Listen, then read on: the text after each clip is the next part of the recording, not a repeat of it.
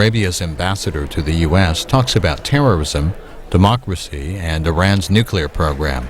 This is from last week at Harvard University's John F. Kennedy School of Government. It's just over an hour.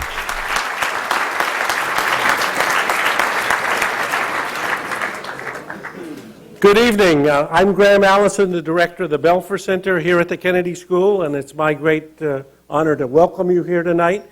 We are very pleased to have such a distinguished guest, but we also are very happy to have an almost equally unusual event, a MIT professor who's come down to Harvard not only to be with us, but to serve as the introducer and as the moderator of the discussion. I only want to remind people that this is a normal Kennedy School Forum event. After the ambassador's comments, there'll be an opportunity for people to make questions. But we have in the forum, by tradition, only one speech an evening, and the speech is being given by our guests. So anybody who's come to speak on some other subject, they've come the wrong night and to the wrong place, and they will not have an opportunity to do so. They're welcome to ask any question on any topic that they're interested in, as long as it's brief. So thank you very much, John.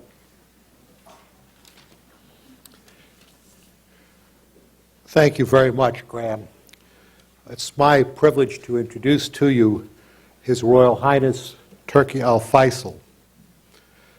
He is Saudi Arabia's ambassador to the United States. He has been ambassador here since September 2005. Before that, he was Saudi Arabia's ambassador to Great Britain from 2002 to 2005. From 1977 to 2001, Prince Turki was Director General of the General Intelligence Directorate of Saudi Arabia, their foreign intelligence service. He was my counterpart when I was Director of Central Intelligence during 1995 and 1996. We had considerable interaction during that time, and during this period we addressed subjects which were very important to U.S. interests and to Saudi interests and to matters in the region. I developed great respect for Prince Turki, his experience, his wisdom, and his perspectives. His cooperation was most important to me when I was director, and I believe that the cooperation served both our countries extremely well. We are fortunate to have him here with us this evening. Prince Turki has an unusual perspective since he is a person who was educated in the United States. He's a graduate of Georgetown University. I'll point out the same class as President Bill Clinton. We rarely have the opportunity to hear somebody here in Cambridge who is a statesman in the Arab world, who knows it well, and who understands the United States well as he does. So we have an opportunity tonight to hear a very unusual person speak about very important matters, and I hope you enjoy it as much as I do. Thank you very much. His Royal Highness Prince Turki. Thank you. Thank you very much. Thank you. بسم الله الرحمن الرحيم والصلاة والسلام على أفضل المرسلين سيدنا محمد وعلى آله وصحبه أجمعين. Mr. Allison, ladies and gentlemen, thank you for inviting me to speak before you today. My distinction derives from being invited to talk at the Kennedy School of Government. I would like to thank my good friend, Dr. John Deutsch, for inviting me here as well. While he is often described as a man with a background in intelligence, I would also describe him as a man of intelligence and of great integrity. Thank you, Dr. Deutsch. I'll have more to say about you tomorrow in MIT. You'll have to come and listen. I would never have made it to the Kennedy School at Harvard on my scholastic record. So thank God for diplomatic privilege. I was told that I should wear something red tonight in celebration of Harvard's crimson colors. So as you can see, I am all over in red, and even my socks are red. It is a pleasure to be in Boston, one of the oldest and most historic cities in the United States. And it is an honor for me to be here at the Kennedy School.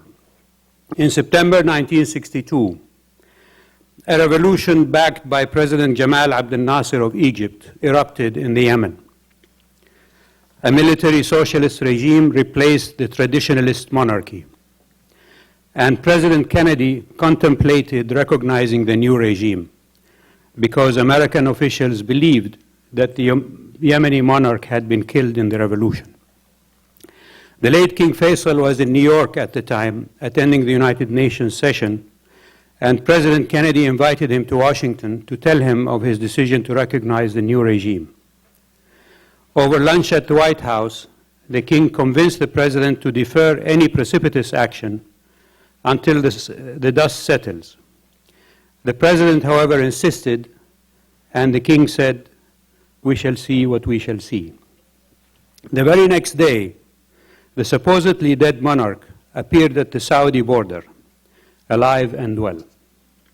President Kennedy delayed recognition of the Republican regime and entered an agreement with King Faisal to provide assistance to Saudi Arabia should Nasser threaten the kingdom.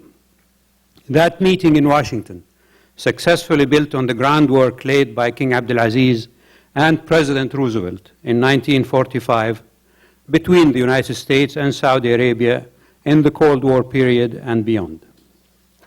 The meeting between King Abdullah and President Bush in April of last year has further cemented our relationship, giving it strategic momentum that is taking us well into the 21st century.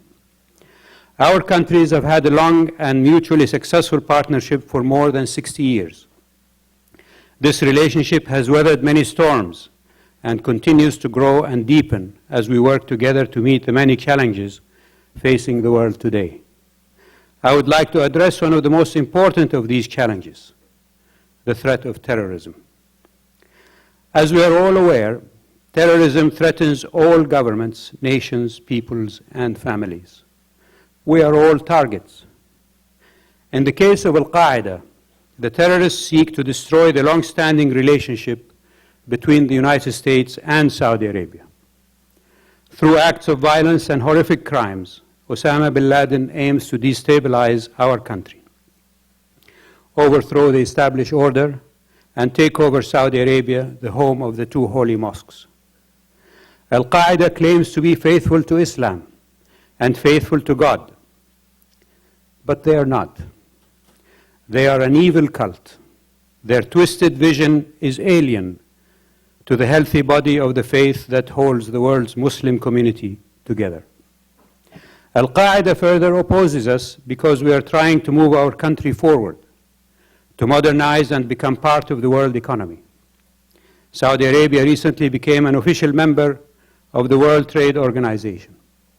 This is a significant step as we continue to modernize, but it does not make us popular among those elements who aim to darken our lives with their twisted vision. But these evildoers will never, ever succeed. That I can assure you. The Saudi government and our people are galvanized in an effort to uproot the terrorists and eradicate them from wherever in the world they may attempt to hide. Ladies and gentlemen, the threat of terrorism is great, and we must continue to stand together in our fight against it. One of the best-known verses in the Quran, our holy book, tells us, "من قتل نفسا بغير نفس أو فساد في الأرض فكأنما قتل الناس جميعا." Whoever kills a person without justification or commits sacrilege on earth, it would be as if he killed all of mankind. No greater statement can sum up the effect of terrorism on the world today. In Saudi Arabia, we have been fighting terrorism long before September 11th, 2001. But during the last 3 years alone, Saudi Arabia has witnessed more than 25 terrorist attacks, including explosions, murders, and kidnappings, causing the death of more than 140 human beings, innocent human beings, while injuring more than 500 innocent people. Saudi Arabia has enacted a three-pronged approach to combat this evil. We're going after the men, the money, and the mindset that support terrorism. First, we are relentlessly pursuing the terrorists themselves. During the last 3 years, more than 800 suspects have been arrested. 120 terrorists have been killed and 17 wounded. And over 50 terrorist operations were foiled. These accomplishments, however, have not come without a cost. More than 90 Saudi security officers have been killed, and over 200 have been wounded in the line of duty. Our country will be forever grateful for the sacrifices they have made to enhance the safety of our nation. To help us in the pursuit of the terrorists, we established a joint task force with U.S. officials to share information, resources, and technology. Today, the work of this task force, where Saudis and U.S. officials work side by side, is a model for international cooperation that is being emulated in other countries. Second, we're going after the finances of terror. Saudi Arabia has instituted some of the toughest financial and banking regulations in the world to ensure that money cannot be diverted or passed into the wrong hands.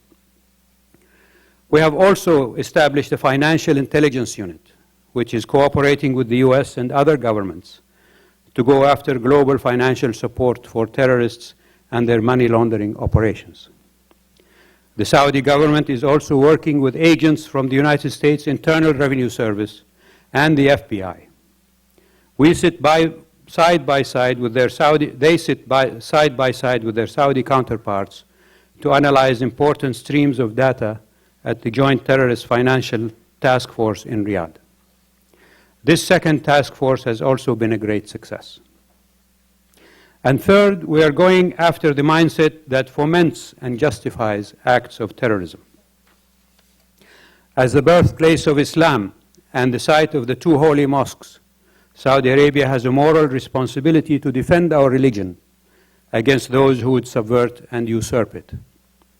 Last February, we initiated a public awareness campaign to reinforce the true values of the Islamic faith and to educate Saudi citizens about the dangers of extremism and terrorism, including the effects of providing support to terrorist and extremist organizations. The campaign is featured in advertisements on television, radio, and billboards, as well as programs on television in schools and mosques, and even at sporting events.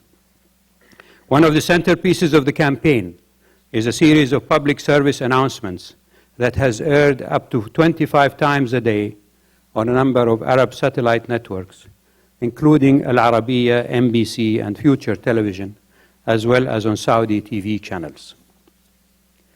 The size and scope of the campaign is unprecedented, with 6 government ministries coordinating the development and execution of the programs.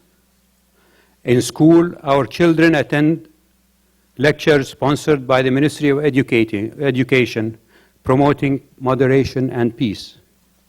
They are educated about the dangers of extremism. Our message is clear.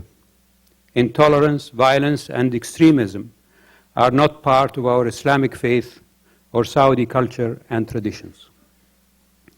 I know that in Boston, the first public school in the U.S., Boston Latin Grammar School, was founded in 1635, and the first college in the U.S., here at Harvard, founded in 1636.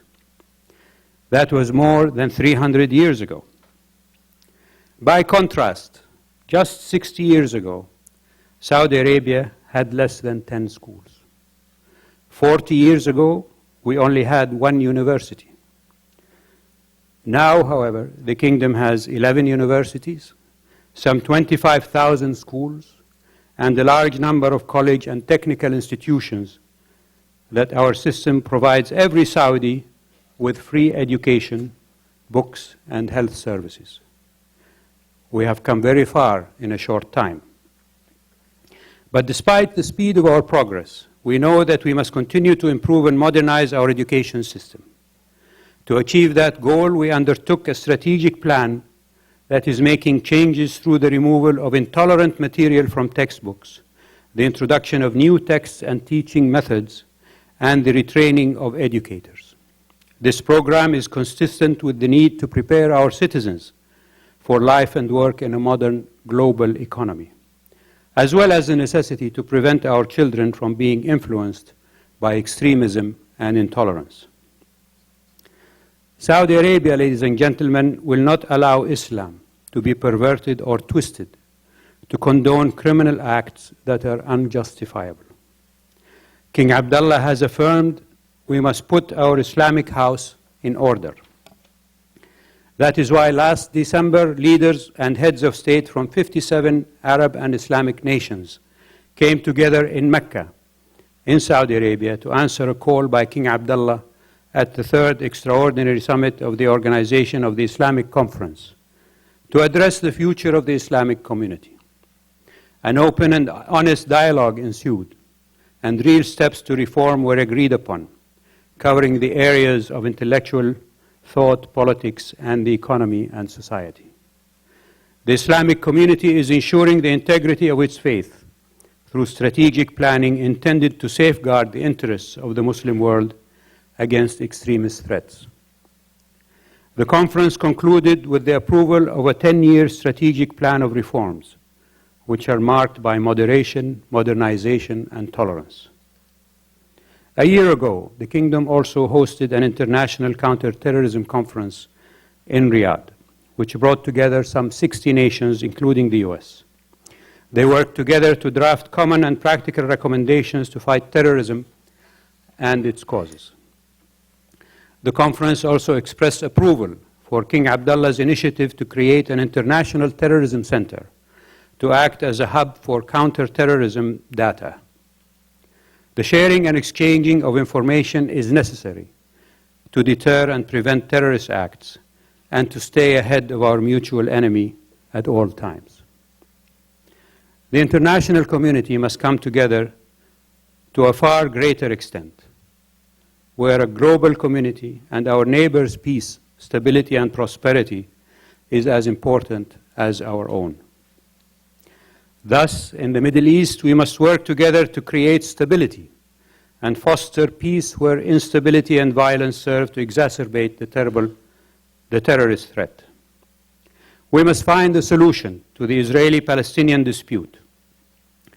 Until the Palestinians are finally given justice and their own homeland, where they can live in peace, this situation will remain not just a tragedy, but it will also provide terrorists with an excuse for their horrific actions. We must also work to ensure that the Iraqi people achieve stability and security. Saudi Arabia remains fully committed to this effort.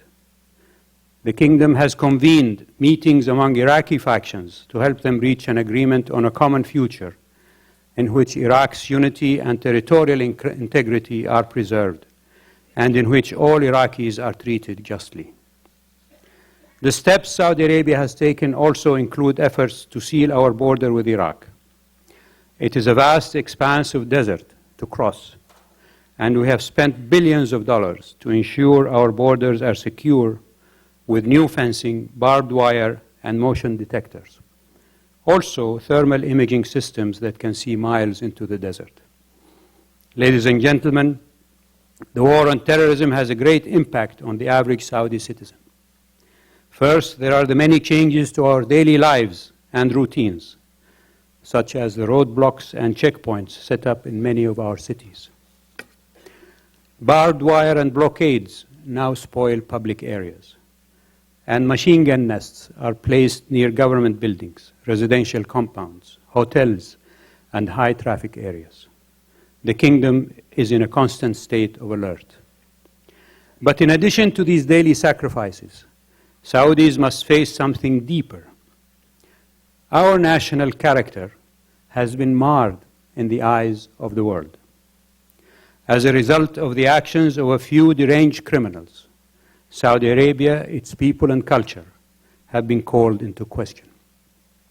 As a result, there exists much misunderstanding about Saudi society and culture. Many myths have emerged in recent years that are misleading about how we live and who we are. One myth is that we export a brand of extremism known as Wahhabism. The West largely misunderstands what Wahhabism is. The term refers to the reformist views of the 18th century Arabian scholar Sheikh Muhammad bin Abdul Wahhab, one of my grandfathers. He did not advocate the killing of the innocent or condone acts of suicide. Individuals like Osama bin Laden may claim their origins in Wahhabism, but their faith is perverted, just like David Koresh or Jim Jones perverted Christianity to justify their evil acts. Are the Saudi people conservative? Yes. Are we traditional? Yes. Are we extremists? Absolutely not. Another myth concerns the falsehoods that were disseminated about the flights that carried some Saudis after 9/11, when American airports and airspace were closed. This myth was at best a figment of the imagination, and at worst an attempt to incriminate. The 9/11 Commission found that no planes departed before American airspace was opened up, that these flights were properly cleared, and that, between quotation marks, they concluded that none of the passengers were connected to the 9/11 attacks, and have since found no evidence to change that conclusion. Yet another myth is that the Saudi government funded acts of terrorism. Again, the 9/11 Commission report stated, and I quote, "We have found no evidence that the Saudi government as an institution or senior Saudi officials individually funded Al-Qaeda." Such myths reinforce misunderstanding, hasten judgment, and cause rifts between people. Terrorism and extremism occur in every faith, every culture, nation. No one is immune. We must remain aware of this fact. And if we succeed in eradicating the terrorist groups of today, of which Al-Qaeda is merely one, we need to ensure that we also make it so that there simply is no place for a terrorist threat in the future. Our cultures, ladies and gentlemen, must be united in our reaction to such savagery. We should have one other goal as well. Long after the threat of terrorism is gone, and God willing it will be gone someday, our nations will still be in this world together. We should look at the time in between as an opportunity to further strengthen our relations, and as a time to build greater understanding between our peoples, so that at the end we will be stronger for it. The Massachusetts naturalists, Henry David Thoreau, advised, between quotation marks, "Be true to your work, your word, and your friend." In this world, with the threats that we face, no sager advice can be given. As long-standing partners, let us move forth in continued friendship and expanding cooperation to handle the important work before us, so that someday we will be able to achieve both peace and prosperity for our people. And as we say in Arabic, "Ashkurukum shukran jazilan." Thank you all very much, and barakallahu fikum, and God bless you all. Thank you.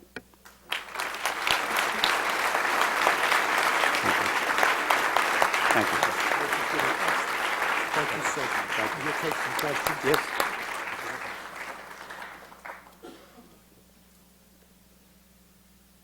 The ambassador will take some questions on subjects he's spoken about or anything else. I ask only the questions be brief and that you identify yourself when asking the question. We'll begin with you, sir.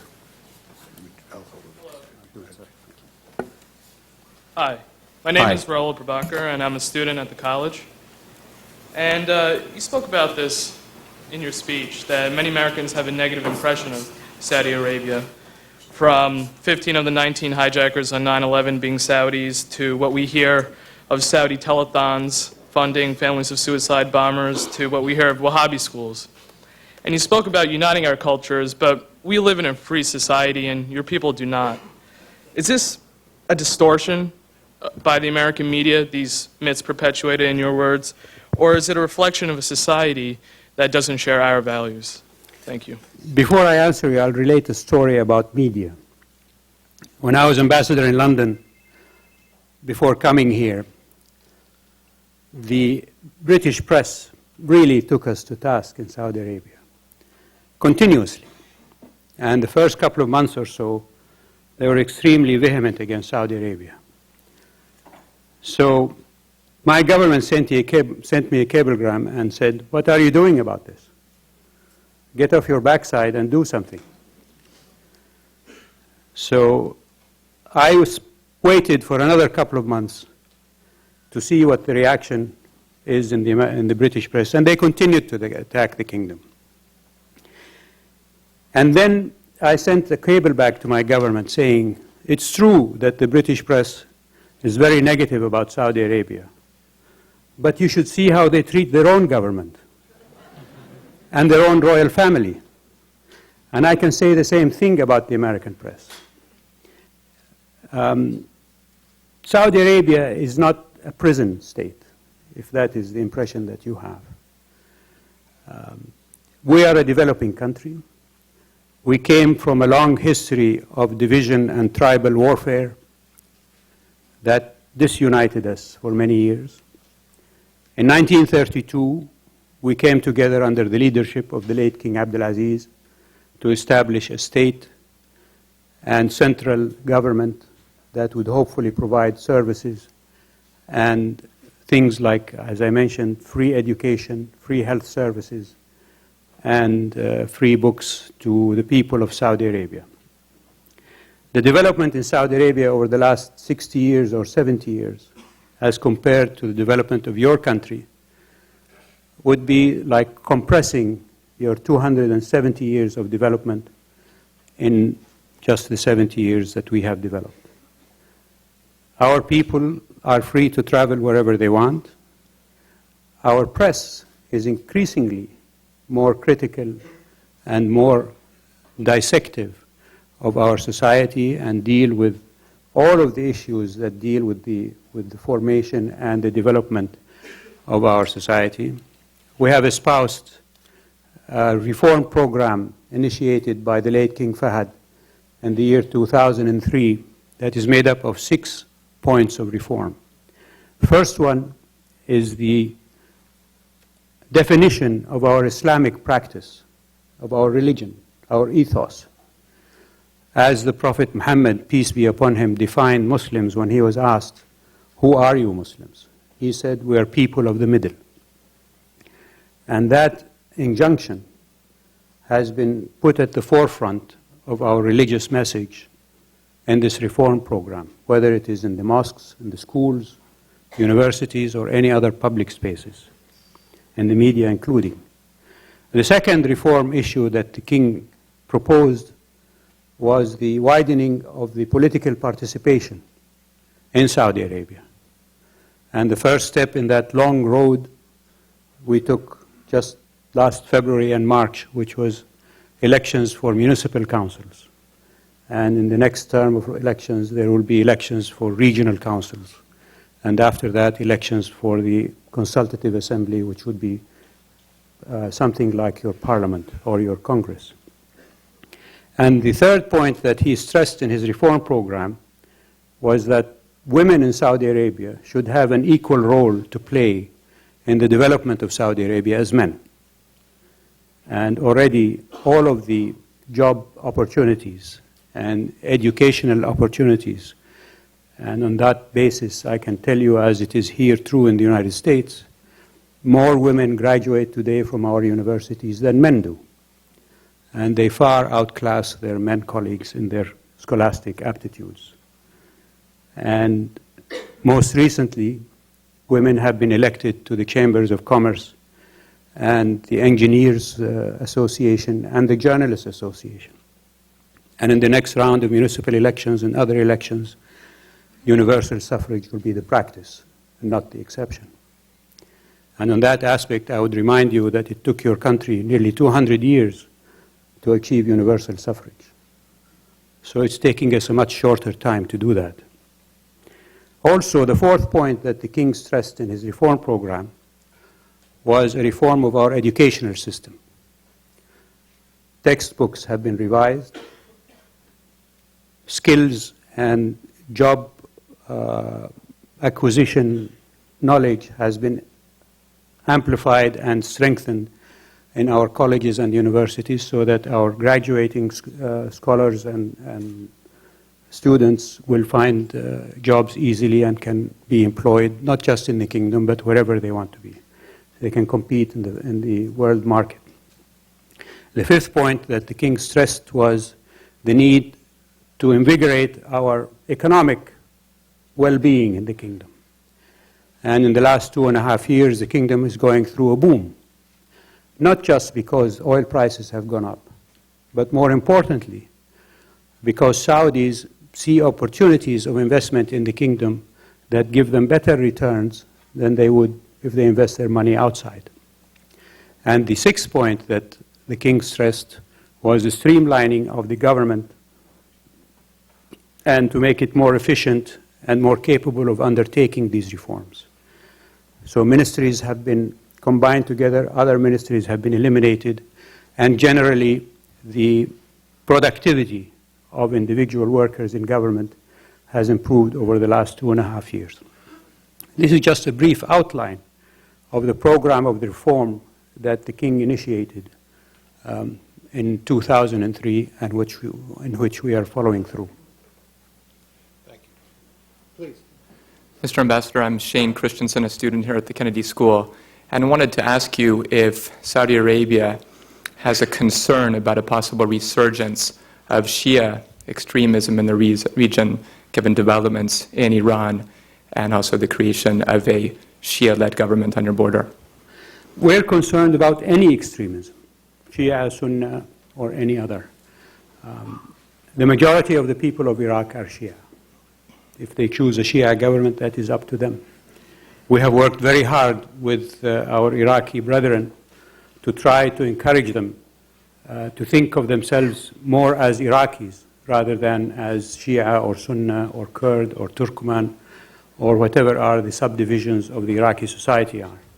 We succeeded in getting a conference held in Cairo last November where all representatives of the Iraqi political and social groups got together and for the first time since the toppling of Saddam Hussein and managed to agree on common grounds for not just the elections that took place last January, but also hopefully for another meeting of those groups at the end of this month or next month in Baghdad. So our efforts are for the Iraqi people to be the decision makers in their fate. Yes, please. My name is Parsa Sajid, and I'm a second-year student here at the Kennedy School, and I am originally from Bangladesh. And I wanted to ask you to comment on the recent controversy on the cartoons and whether you think the heads of states in the Arab and the Muslim world could do something to diffuse the tension rather than fueling it. Let me just say that as a Muslim, those cartoons were not just insulting to me and my faith and my being, but also absolutely unacceptable. And for the life of me, I don't see how the depiction of our Prophet, peace be upon him, as a terrorist or as a provider of so-called virgins to suicide bombers has anything to do with free speech.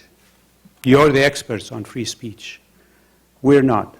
But how can you reconcile the two? I certainly cannot. And definitely the violence and the reaction that has taken place in some Arab and Muslim countries, while there are those within those countries that justify that violence, the Kingdom of Saudi Arabia does not. And we are working very hard through the Organization of Islamic Conference and the Arab League and the European Union to try to diffuse that issue. Javier Solana, the representative of the European Union, just a couple of days ago, I think, was in Jeddah meeting with the OIC Secretary General and the Arab League Secretary General to try to devise a way to put forward something that will allay the passions of these people. In public statements that I have made here in the United States and in other places, I've stressed 2 points. One is that the Prophet Muhammad, peace be upon him, when he was the victim of violence, as he was preaching among the unbelievers, forgave his attackers. And therefore it is incumbent upon us as Muslims not to be selective in how we follow the Prophet, but to follow in all of his teachings. And definitely forgiveness is asked in a case like this. And secondly, that the instigators of this issue, whether they be Danish cartoonists, Danish editors, aliens from Mars, or wherever you like, that there must be some kind of recourse against them. In the European Union, I know that there are laws, for example, against those who propagate anti-Semitism. There are laws who propagate against those who propagate offenses against human rights. Why is faith an exception to that? Whether it is Islamic, Christian, Jewish, Buddhist, Hindu, somehow, somewhere, the world community must find a means not to allow whoever wants to instigate this kind of incident to get away with it. All we understand about what happened to the editor who allowed and called for these cartoons is that he was given a couple of weeks off to go on holiday. How can that be? It is something that is, I think, should be considered seriously by the world community. And I know that in the consultations that are taking place in Saudi Arabia today between the EU, the OIC, and the Arab League, as well as I know the contacts between my government and the Danish government, are seeking to find ways to bring forward reason instead of passion. Good evening, Mr. Ambassador. My name is Sebastian Abbott. I'm a student here at the Kennedy School. My question actually relates to the first question that was asked and your comments about elections in Saudi Arabia. One of the Bush administration's principal tenets in combating terrorism is democracy promotion. Do you feel that the development of democracy in Saudi Arabia and elsewhere in the Middle East is a necessary precondition to ultimately combating extremism in the region? I think we must look upon combating extremism in a global way, not simply selecting one or two tools for that. It's not just an issue of security or elections or whatever procedures may take place in any society, but actually going at the very root of the cause of the terrorism, whether it be a cult-like group like Al-Qaeda that has developed a society and an ethos and a philosophy that condones and encourages the killing of innocents and the taking of lives and hostages and so on, and using terror as a means of achieving whatever aims they may want to achieve. So it's not just an issue of going to the polling booths that will be the end of terrorism. If it were that issue, we would not have found terrorism in Britain or in America. There are terrorists who have operated in America I remember when the July 7th attacks took place in London. I was still ambassador in England, and I happened to be at a dinner with an ex-minister of state in the Foreign Office in England. And she turned to me and she said, "What do these people want? They have freedom of speech, they can vote in the elections, they can enjoy the benefits of British democracy and British traditions and so on." And I told her, these people are supposed to be acting in the name of Islam, and look at how they've treated Muslims, whether it be in Saudi Arabia, in Morocco, in Indonesia, or whatsoever.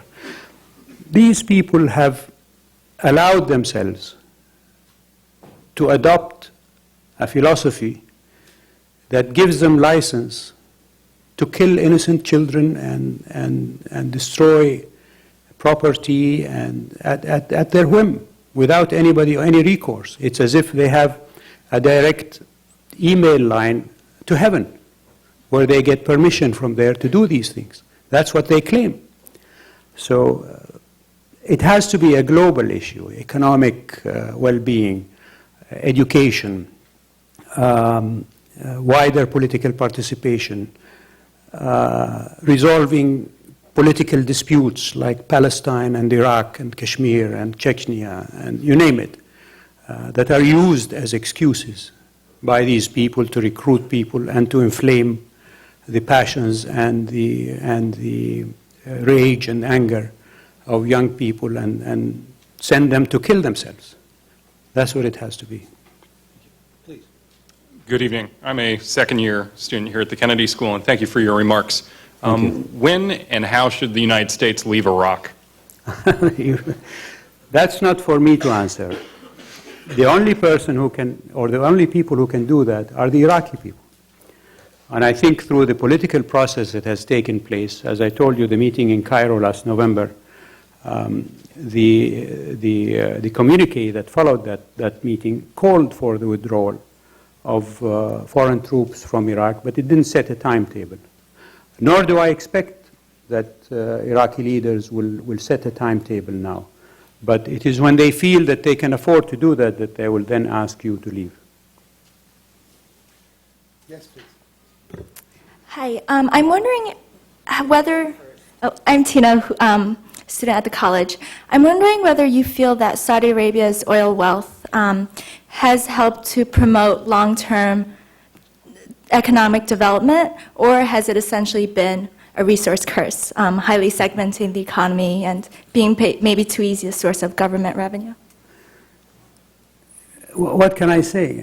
First of all, let me say that we're very fortunate to have in our lands a resource that we can sell on the world market to bring us money to develop ourselves. The Arabian Peninsula, historically, its major export has been its population, because it could never sustain the existence of large human settlements, because there are no rivers, no sources to sustain agriculture and other means of survival in that harsh and very difficult geography and climate. For the first time in the history of nearly 10,000 years, the Arabian Peninsula actually attracts people to come in rather than driving them out. And that is because of the oil income. And it is not just Saudi Arabia, but the other Gulf states.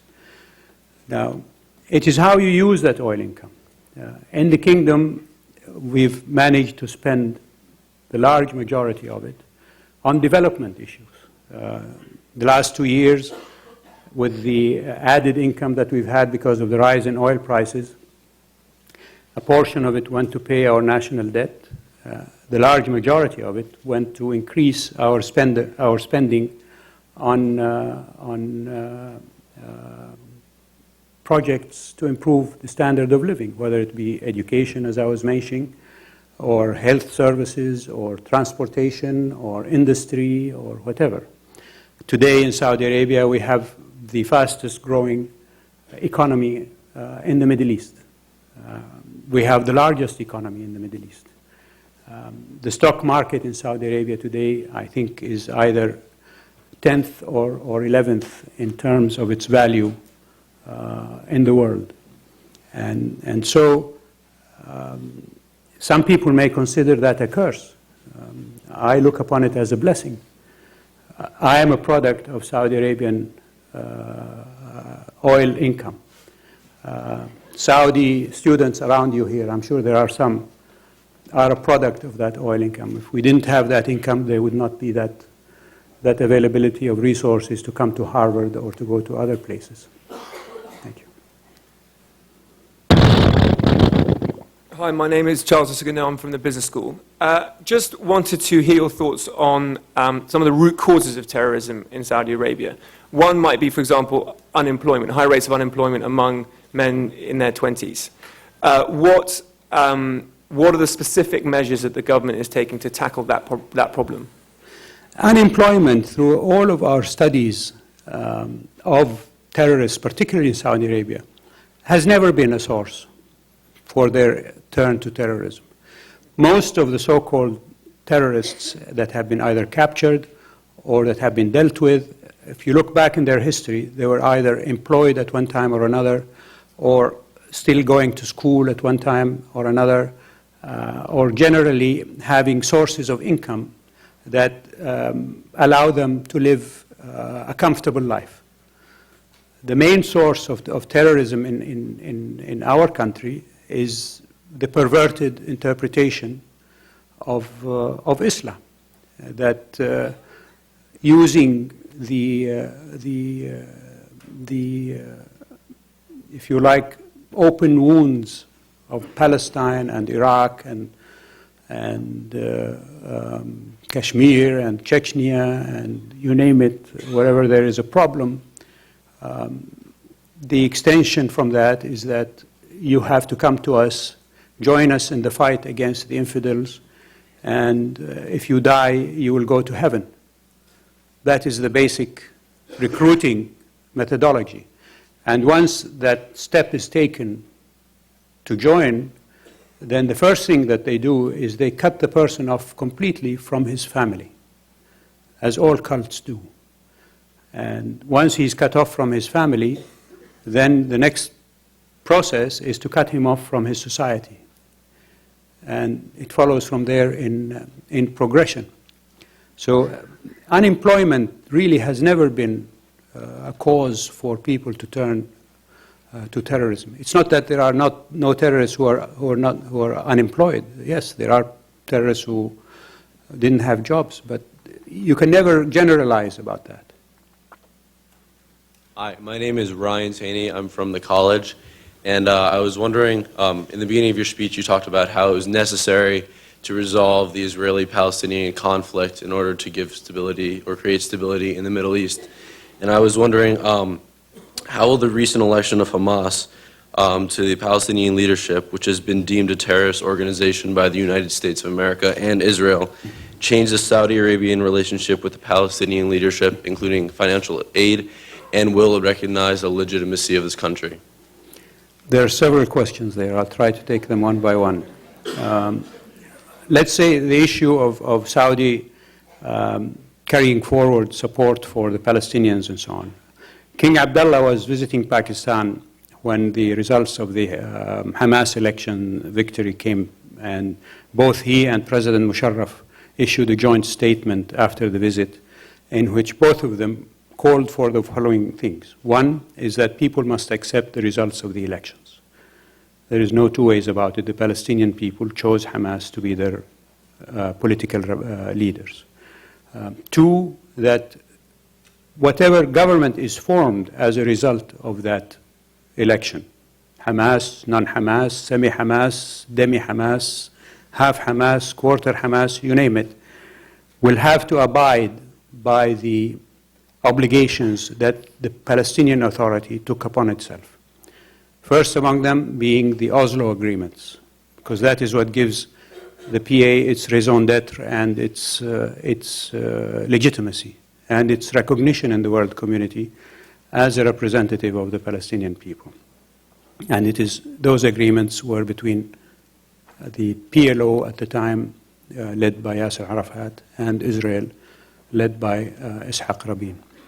Secondly, that they must abide by the Abdullah Peace Plan of 2002, which calls for a two-state solution.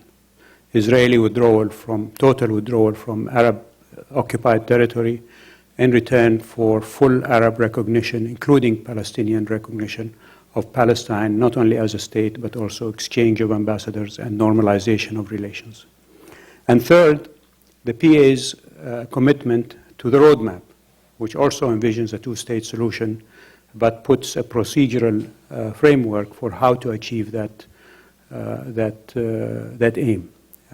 So that's as far as how we're dealing with this issue. That message has gone to Hamas and to all Palestinian leaders that will form the next government. On the issue of financial aid, we provide financial aid to the Palestinian Authority through international institutions like the World Bank, like there is a special fund within the United Nations for the Palestinian Authority. The Arab League has commitments for the Palestinian Authority. Our aid through those institutions will continue to the Palestinian Authority. Now, the sticky point here is that your government has passed a law that considers Hamas a terrorist organization. And hence, even one member of Hamas, if he is included in a future government in Palestine, whoever gives aid, however indirectly it may come, to that government will be liable to American courts. And you can imagine how many lawsuits will be immediately brought if such thing were found out that Saudi Arabia had given aid, even if it is through the United Nations or through the World Bank or whatever, to a government where a member of Hamas is in position. So it is something for your government to have to deal with, because I don't think it would be fair for the world community to punish the Palestinian people for the decisions that they have undertaken in what is admittedly and witnessed as the most open and fair election in our part of the world. Thank you. Assalamu alaikum. Alaikum assalam. Ahlan Mahlan. My name is Paula Bradwell. I'm a first-year PhD student here at the Kennedy School. And you've mentioned your interest in Saudi Arabia's interest in peace, prosperity, stability in the region. I'm wondering what you see Saudi Arabia's role if there's some kind of preemptive strike in Iran, or as events proceed otherwise. What is Saudi's role in dealing with Iran? Can you tell me what's this about Iran? I didn't get your words. I'm curious what you see Saudi Arabia's role as in dealing with Iran, whether there's a preemptive strike or whether we resolve this diplomatically, but the impasse with Iran currently on the table. What I can tell you about Iran is what our foreign minister has said already about Iran. We're engaged in direct talks with Iran on all issues that deal with our part of the world. Our position on nuclear weapons is that the Middle East should be free of them, completely. And we ask all countries in the area to join us in that call. So we hope that there will be no military action taken in any part of our area, because it affects us immediately. Hi, my name is Chelsea Lay. I'm from the college. I'm wondering what you think of the recent American movie, Syriana. I saw that movie. I saw it at the invitation of the Brookings Institute, the Saban Center. Mr. Martin Indyk, who used to be, I think, Assistant Secretary of State for Middle East Affairs, invited me and my wife to see it. And we went to see it.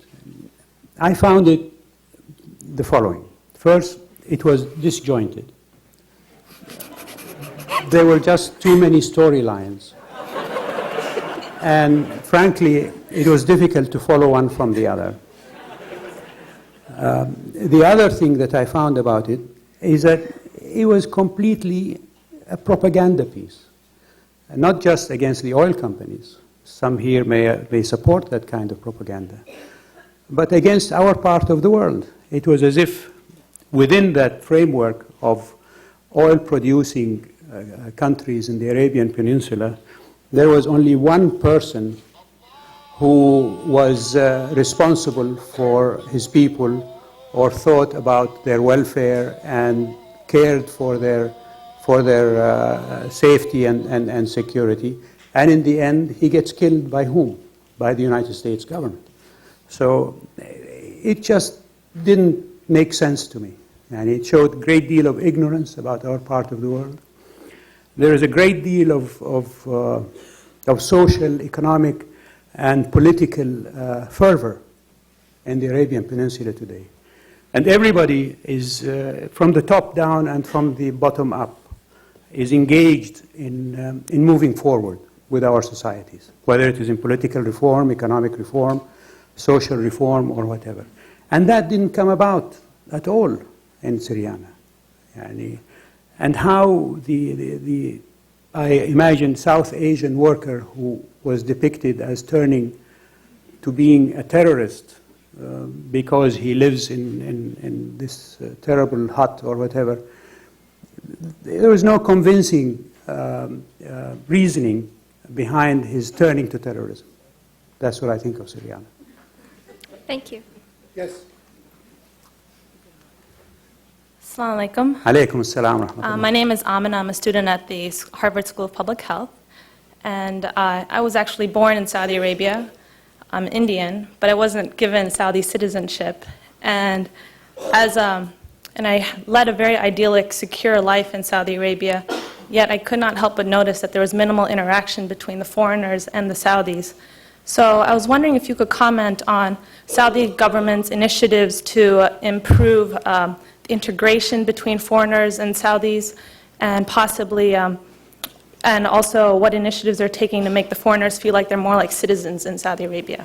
I think you're absolutely right. And I think not just our government, but our society has not lived up to the traditions or the practices of a good Muslim society in treating with our guest visitors, whether they be Indians, Muslims, non-Muslims, or whatever. I don't have an explanation for that. I think also on the part of the guest visitors to the kingdom, they have also been wary of interacting and engaging with the local population. Ideally speaking, that would not exist. But we don't live in an ideal world. And if I see how other societies treat immigrants in their countries, in some ways, their treatment in the kingdom is slightly better, I think. We're going to take two more questions. Here, please. Hi. My name is Ed Hamler, and I represent the Lyndon LaRouche Political Action Committee. Which one? Lyndon LaRouche Political Action Committee. I was wondering about, as the young lady brought up, the issue of Iran.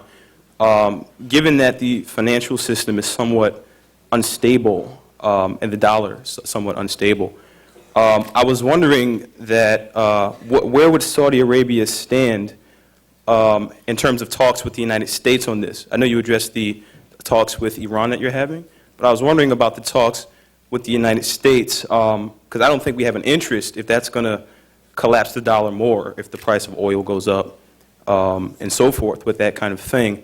And since a lot of the intelligence to get into the other war was cooked and things like this, I just wanted to know what kind of talks that you're having with the U.S., you know, maybe an impeachment of Cheney or something like that. Change about in Iran, you mean, or in Saudi Arabia? No, the kind of talks you're having with the United States government, and I was saying maybe an impeachment of the vice president would be in order.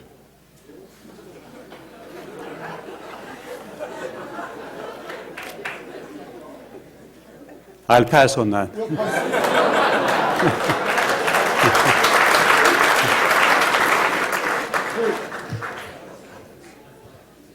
My name is Deborah Decker. I'm a mid-career student here.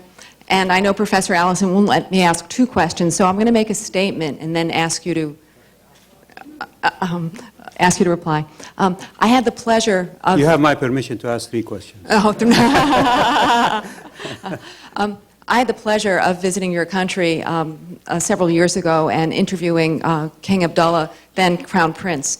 And I want to, first of all, thank you for your wonderful hospitality of everyone I met there. They were just lovely. That's the good news. Let's keep it at that. The bad news is when I interviewed people, this was as a journalist, the next level down. May I ask what year you were there? 2002. No, that's 4 years ago. 4 years ago now, yeah, Right. yeah. But what I found is that more people are being educated domestically. They're not in your country rather than coming overseas.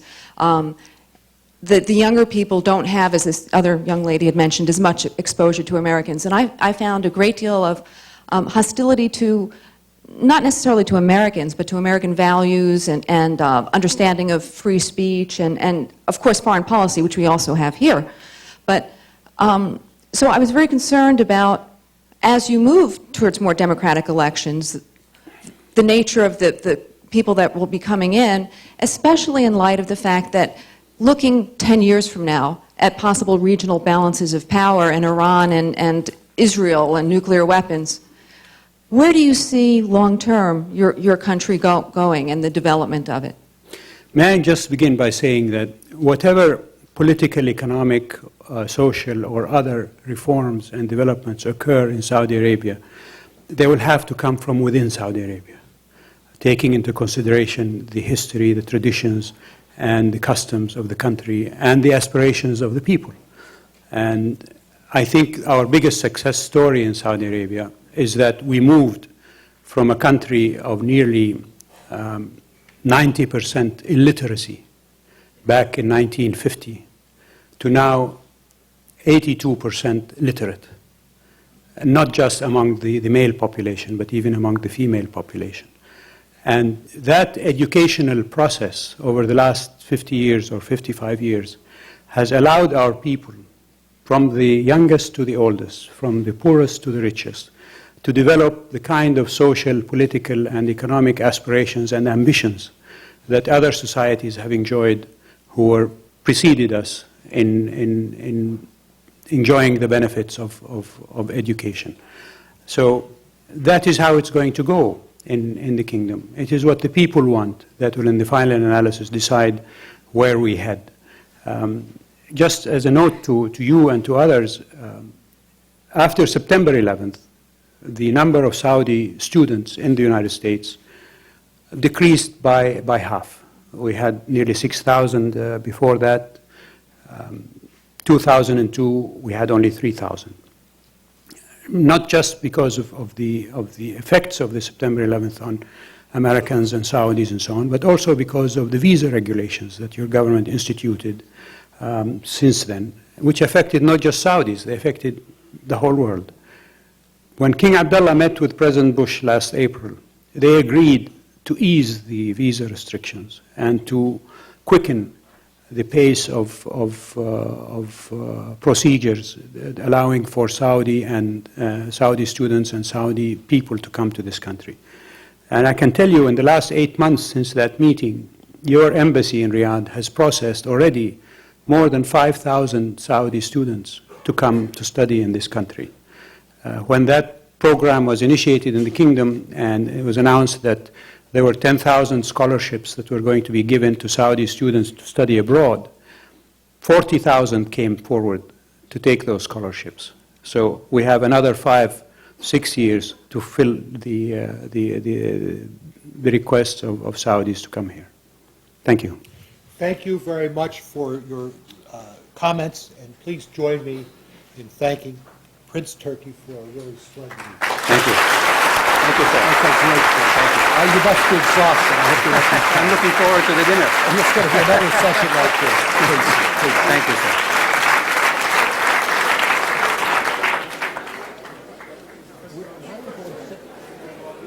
Oh, yeah. We'll go this way. Is this the way?